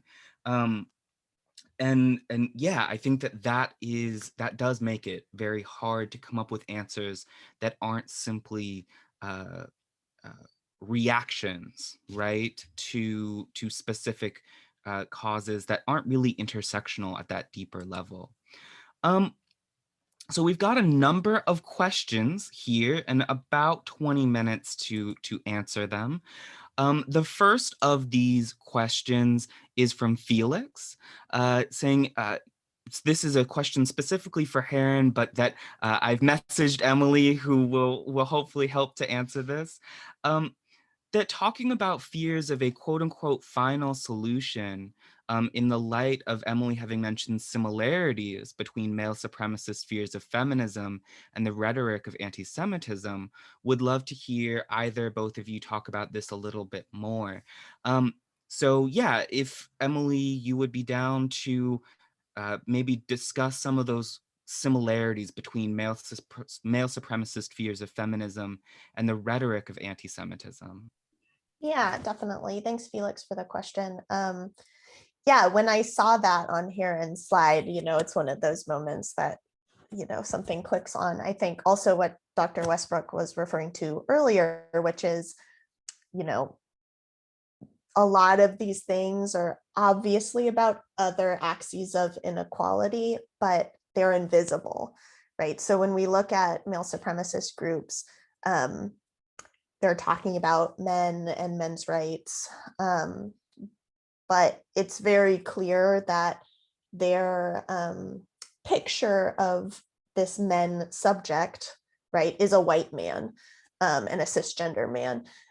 And so when whiteness is absent but implicit, right, you can see that in the way they talk about these things.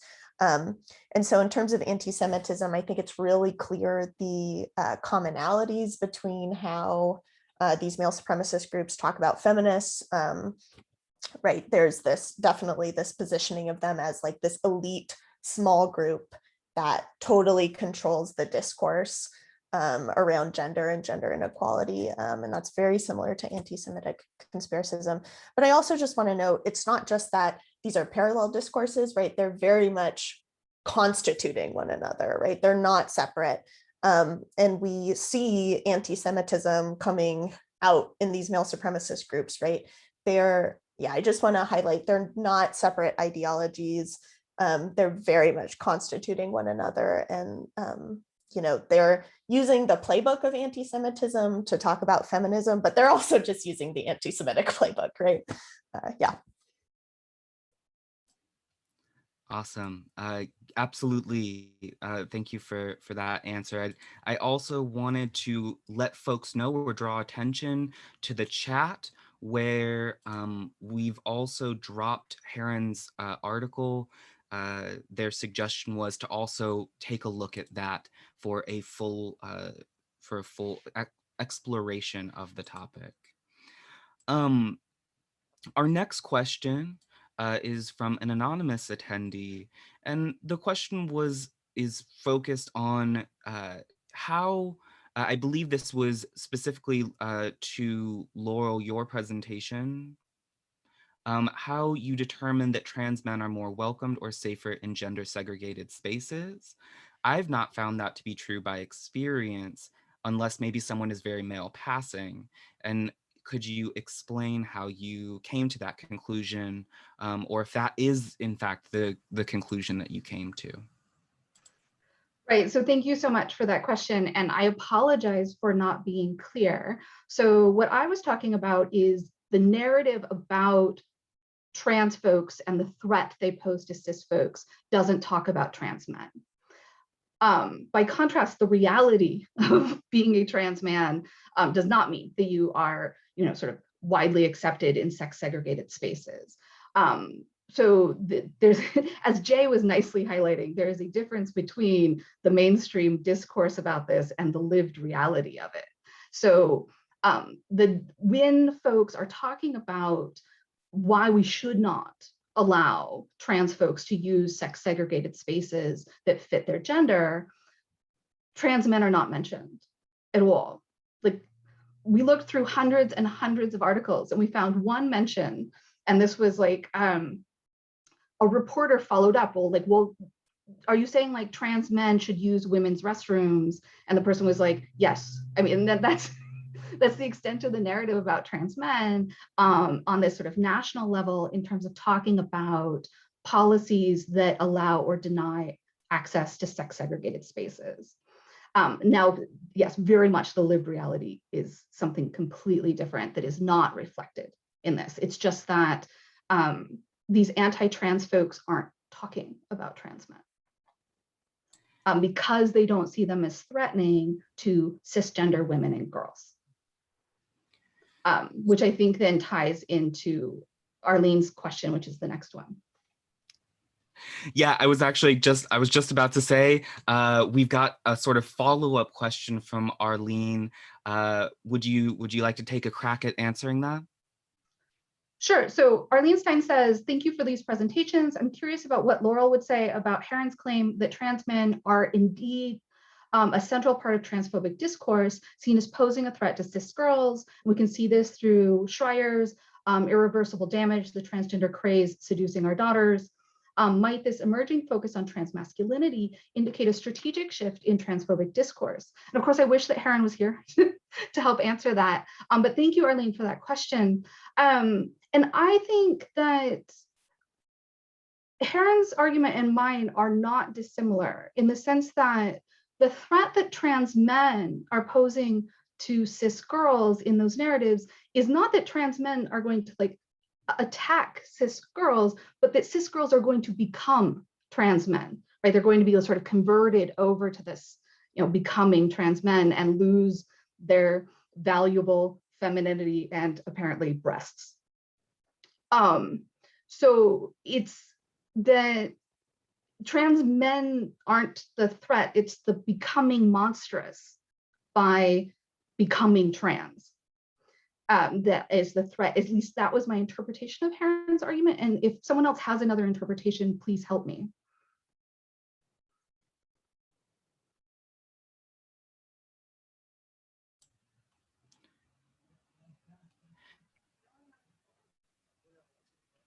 I don't have a different interpretation, but I could add another piece to this that actually kind of speaks to the next question on. And I haven't really seen it get much attention yet mainstream. I've more picked up on it on, listservs or from church groups and stuff, because originally when I started doing research and stuff, it was at kind of like LGBT churches and things like that. There's another aspect of this, at least coming forward or starting to show up among both reactions to both trans men and reactions to bi plus men that are related to framing these two groups as potential threats to the Christian family form. And by the Christian family form, I'm specifically talking here about like the evangelical conservative women and men dichotomous role idea frame that is promoted by a lot of what we'd call like religious right-wing groups. So that is one way that I'm starting to see kind of more discussions of trans men as part of like a broader transphobic discourse. I don't know if that'll continue or if it's just a regional thing. Does that make sense? Like, I can't make any claims yet, but it is something I've started to see. And it's very much tied to, if you think like, 20 years ago, 25 years ago, when kind of you really started to see the mainstream kind of little bit more recognition of trans men and women, and even in some cases in parts of the world, more recognition of non-binary folks, like at least a little awareness on the edges. We're seeing a similar awareness happening right now among bi plus groups. And so these are being framed as trans men and bi plus men are basically an inversion of kind of the Christian family idea. And it's taking some elements that were used, especially against Jewish lesbian groups and especially against gay men's groups in the late 70s, early 80s about this. They later became broader discourses in those fights, but they originally this idea that those groups could infiltrate the Christian family form. It's a similar rhetoric to that, but that's really beyond what Heron noted about the worry of cis girls will be brought into kind of trans groups. Beyond that, that's the only way I've started to see kind of trans men pop up in these dialogues or discourse. Awesome. So I think that leads us into our next question, which I wanted to note, Laurel had mentioned a sort of US focus in some of the stuff that they were talking about. This question is about the transnational nature of anti-trans ideology. Specifically, to what extent has the resurgence of anti-trans campaigns been globalized and or transnationalized? Do the globalizations of anti-gay and anti-trans campaigns share the same transnational networks, i.e., is it the same folks pushing anti-gay ideology that are also pushing anti-trans ideology across the globe? And what would be anti-trans globalization, or what would make it different from anti-gay globalization? Thoughts?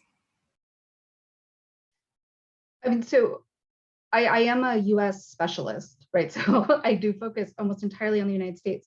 But looking at things that are happening in terms of anti-trans discourse in the UK, which if you think it's scary here, like what's going on there is quite intense. And it's this regurgitation of narratives from the 1970s, right? So this is this like resurgence of this anti-trans feminism that is not in any way anti-gay, right? So there's a lot of lesbian feminists involved in this, where they argue that if trans women are acknowledged as women, then this will be a destruction of the lesbian community. It will be a destruction of women's rights.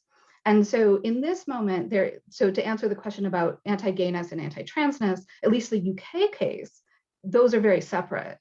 What we do see in the UK case is a very similar narrative as what we've been talking about here in the US, where it's about threats to women. But these are different sorts of threats in terms of more what Heron was talking about, these threats, and also, what Heron was talking about in terms of threats to women's rights, that if you allow trans women to be legally recognized as women, then cis women will no longer be able to get jobs or be represented in the government, be elected officials, et cetera, which has to do with particular policies around representation and gender that we don't have here in the United States, right? Like most places here, there's not a requirement that you have a certain number of women represented within government bodies or in terms of employment. So it is, again, trans women threaten cis women, but in a very different way. It's not about sexuality, it's about resources and about somehow recognizing trans women as women would negate feminist advances.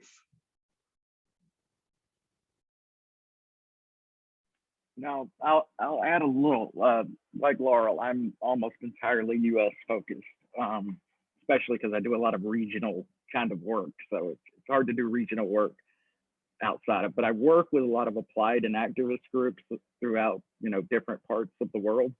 So I can actually address a couple of these, though probably not all of them. One, yes, a lot of the networks are the same.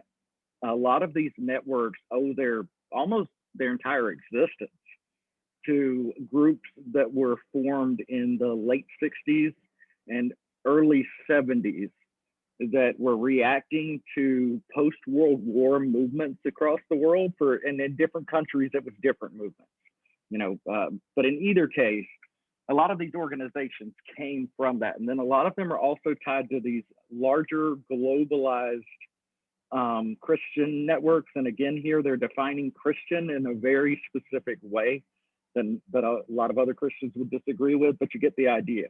I always like to point that out because like every other minority group, there's been a lot of people on that Christian side who help us. And sometimes more so than the sciences so far.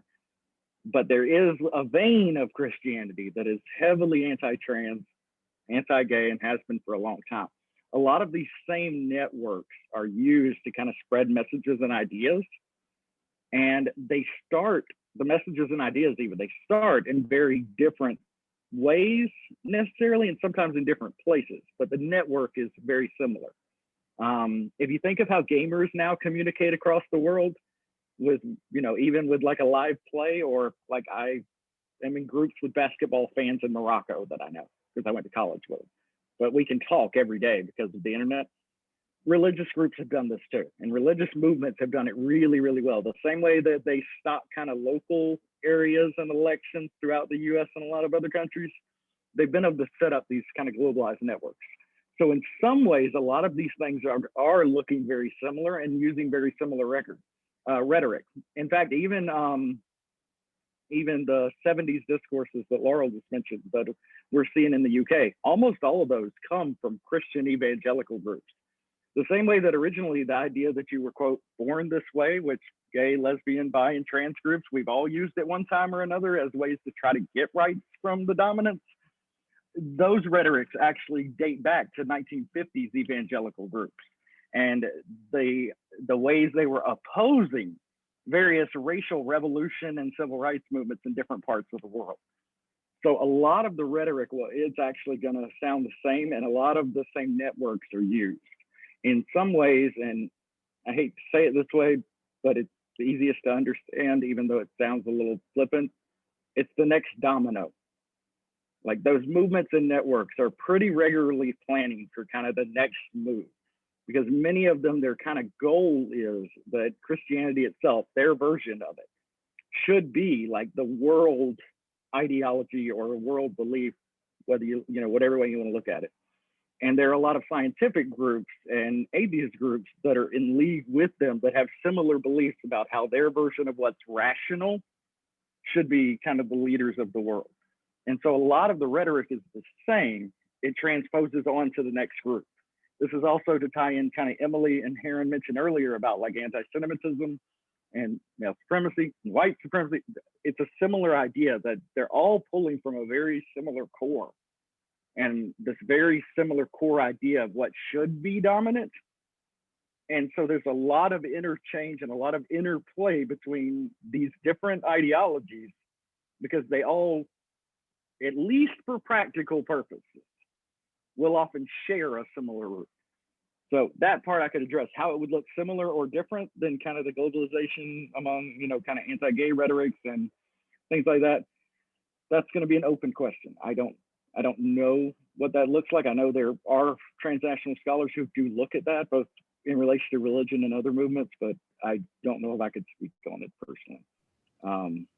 But I do know the networks often revolve, and even studying regional religious politics, like I've done, you often will pull documents from across the world, from one network sharing to another, and then it's showing up in this church. And that's true for both liberal and conservative and moderate churches, that these larger networks exist. Yeah, just to, could I just add really quickly, the kind of male supremacist groups that I was speaking about are all over the world. So they're very prominent in the United States, but they're in all over North America, they're in Australia, they're in Europe, they're in India. And there's actually really great work by Mackenzie Cockrell on how the male supremacist memes from the English speaking world make their way into India and how they change in that context. So we see this through line, right, of male supremacism and the anti-transness that's really built into that all over the world within these groups. Yeah, I was just gonna comment that oddly enough, like the work that I do on right-wing social movements also has led me into doing sort of scholarship around colonialism, because we live in a settler colonial state. So I do think that part of what Laurel's talking about is that there are different places of reception that shape the messaging, even if the underlying goals are the same, right? So places in the UK require a necessary sort of pink washing, right, that go along with this project that say, well, we can't be anti-LGB, but we can be anti-trans, right? And that won't lose us our liberal cred. In many places across the globe, the churches that Jay talked about utilize and really latch onto anti-colonial messages, right? So the idea is that trans subjectivities, trans identities are a Western colonial import, and that, you know, really by passing these anti-trans laws, you are fighting back against white supremacy, against colonialism, and the like, right? So it is important to recognize both that these circuits, and that is similar, right, around anti-gay, like gayness is being imported into these colonial contexts. And I think that that's important because where it matches up between the anti-gay and anti-trans circuits and where they are separate is often determined by lines of the church, right, and various religious organizations, and that they specifically tailor their messages, right, to fit with the dominant organization of hierarchy in the place that they are trying to recruit in, right? So that is also important. We have, we're sort of already at time, but I'm wondering if Laurel, Jay, you could maybe quickly respond to why restrooms and sports seem to be the big places where everyone is so concerned about trans people. Well, okay. Laurel stayed muted, so I guess I'll go first. So there are two real simple answers, and I would highly recommend looking into the book Blue mentioned earlier by Snorton, because it goes into this very deeply. A lot of this is racial and gendered segregation politics going back a couple hundred years. The easiest way to keep people different, the easiest way to maintain things like poverty and any other kind of inequalities is to segregate groups. Since bathrooms and sports are two of the most visible and two of the most public systems of segregation in the US and in many other countries, they become battle lines. They've been battle lines in pretty much every minority rights movement, period.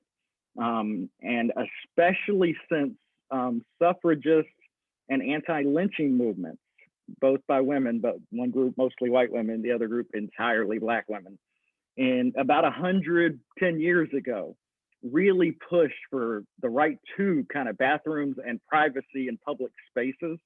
They've especially become like the cornerstone of almost any kind of minority rights movement and every kind of backlash against it.